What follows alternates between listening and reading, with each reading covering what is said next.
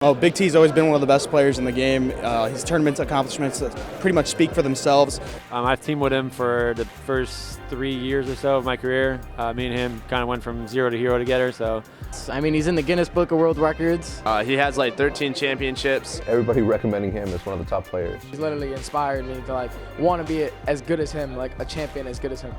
Big T to me, I consider him an OG player. He started in Call of Duty 4 where I started, and we had some amazing games. He won 2009 Nationals, and since then he's been such a consistent player. Easy to get along, so everyone really is friends with Will. So it's just a lot of fun. You know, we have a lot of things in common. Go to the gym together, eat the same foods, Big Mac combo at McDonald's. So it's a good time. I think the fact that his attitude's always, his head's always in the right place. He's always positive.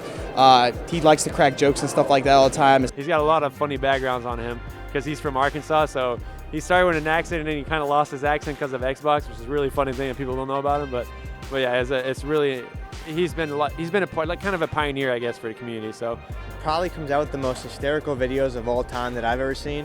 It's popping off out here in Chicago, Illinois. The Optic House is currently in DEF CON 1 or 5, whichever one is more deaf. I grew up in a small town called Mark Tree, Arkansas. My graduating class was 35 people. Well, it was supposed to be 35 people, about 4 people didn't show up. So there were 31 people that ended up going to my graduation town of about 2,800 people now. I actually just got back from Christmas break. So whenever I started competing, my dad always really supported me in whatever I did. He always knew that whatever I wanted to do, I was gonna put 100% effort into it and really try my best. So he was always with it. My mom, she was like, not so much, but it was to the point where, like I said, I was playing baseball and I was always, really involved academically. As long as I got that stuff out of the way first and then started gaming, that's how I was able to actually balance it. So when I first started getting serious, I guess I played video games since I was probably 4 or 5 years old, but the first real first-person shooter that I got and used to play with my friends was a Medal of Honor game that wasn't even online. You just played single player. And I remember that was pretty much the point I knew that I was gonna get addicted to this stuff, and I liked it way too much because we would play, my friends would be having fun, and they'd all go home and stuff, and I'd be like, holy crap, man, I gotta beat this mission like 5 seconds faster this time. And I'll get on there and start playing single player and doing that. And then I moved on to Ghost Recon Jungle Storm. On the PlayStation 2 was my first online first-person shooter. I was Killing_Pro. That was my gamer tag on there. When I started competing seriously, I remember back in the day, I woke up one Saturday morning, and I'm sure you remember this, I saw MLG, it was like 10 a.m. on the USA Network, and that's when I knew. I got on there, and I think the first shot I ever saw of competitive video game was Fonzie playing Halo 2. It was like straight ripping versus final boss, and the second I saw it on that Saturday morning, I was completely hooked. I started skipping baseball games, trying to come home to watch matches and stuff. It was serious. And that was the point where I started playing Halo 2. I guess you could call that competitively, but whenever I started playing Call of Duty was right around the release of Call of Duty 4.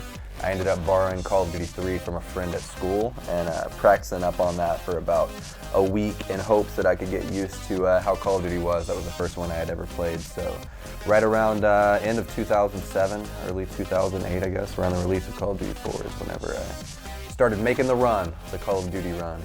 I think the first tournament was the 2009 Call of Duty 4 National Championship that you were casting, actually, in Anaheim was the first tournament win. I had a few, I think the first tournament I ever competed in was the MLGA kickoff tournament for Call of Duty. I got 7th place with EFX. That was with Rambo, Corvette Mike, and Zushi Man. That was my first team there. We ended up losing to some guys that still play around. It was an L2K team. That was my first tournament, 2009 National Championship, Anaheim, California. It was me, Dodgers, Sharp, and Rambo. Ego was coaching us out there.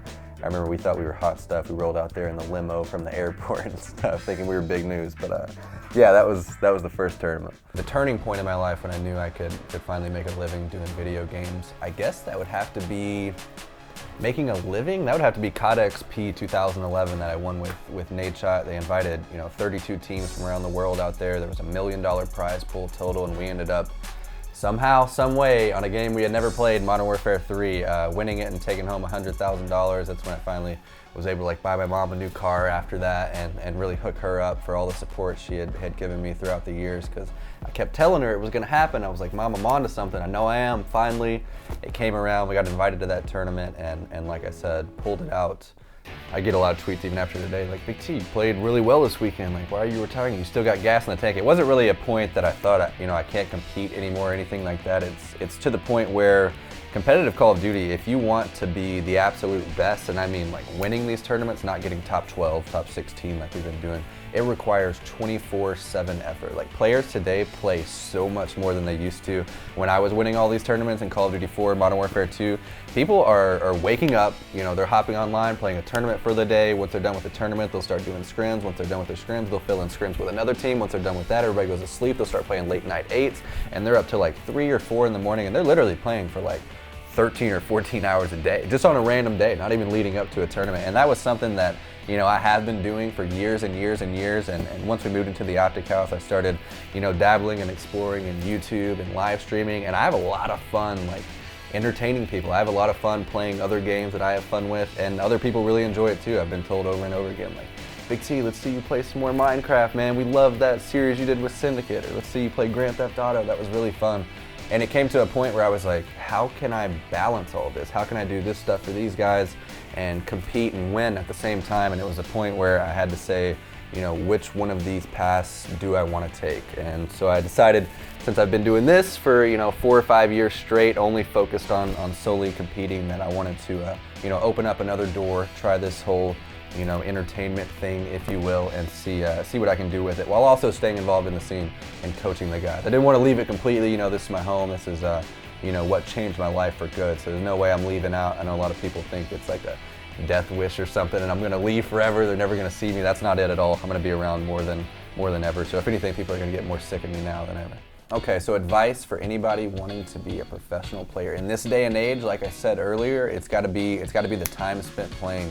At any level you see, Call of Duty, it's just like anything else. If I was a professional poker player or any sport, baseball, football, and somebody asked me what to do, like, go practice your craft, go beat on it every single day, like, dream about it, wake up, it's the first thing you think about. That's what you have to do. It is video games, and some people still look at it like, I'm not going to dream about video games. I'm not going to wake up and just play video games. But if you're serious about it and you want to win $250,000 in tournament winnings, that's what you do. You make it your life. You still balance everything else, obviously, but you play 10, 12 hours a day. You take it seriously, and you don't just do it and get on and play public matches. You make your practice worth it. I think it was Pete Rose, and somebody asked him the same question, like, how could you give me advice to be a better baseball player or anything? He said, I give you 3 tips on anything in life. That's to be aggressive, be more aggressive, and never be satisfied. So if that was my 3 keys to success, that would be it. I follow the late, great Pete Rose.